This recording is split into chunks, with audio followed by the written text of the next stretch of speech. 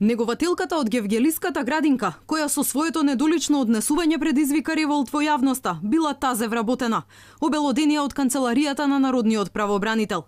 Откако вчера на Facebook се појави видео во кое се слуша како воспитувачка од детската градинка Детска радост со краво и кучко му се обреќа на расплакано девојче, институциите бараат најстроги казни. Прашуваат по кој принцип се вршат вработувањата и апелираат дека без сериозни санкции ваквите немили случаи ќе се повторуваат. Доколку се потврдат наводите дека вработената негователка, која што според созданијата е скоро вработена, значи нема ни година дена од вработувањето, се однесувала така, без разлика дали кон едно од децата или кон групата деца, тоа е недозволиво, треба да ѝ се укаже, да се преземат соодветни мерки, без разлика што нема физички допир и вербалното несоодветно однесување представува еден вид на насилство кој што не треба да се дозволи. Реагираат и од првата детска амбасада. Ваквиот вид агресија остава трауми кај децата, алармираат од меѓаши.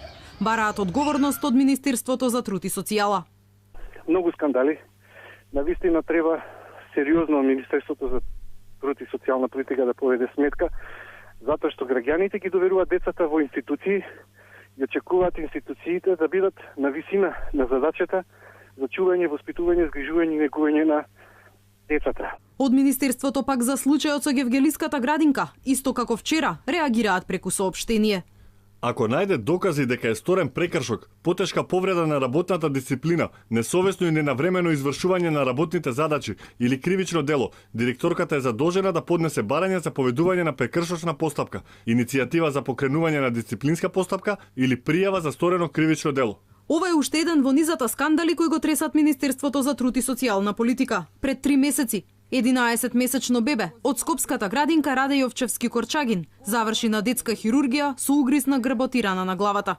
Предходно 13-годишно девојче од домот 25 мај абортираше откако подолго време била сексуално злоставувана. Истиот месец уште 2 девојчиња од истата институција открија дека се бремени. Едната на 15 годишна возраст ја прекина бременоста, а другата, тогаш 17 годишна, реши да го роди детето. Минатиот месец тројца малолетници од домот 25 мај избегаа, а СОС детското село, без знаење на надлежните, го напушти 15 годишна штитеничка.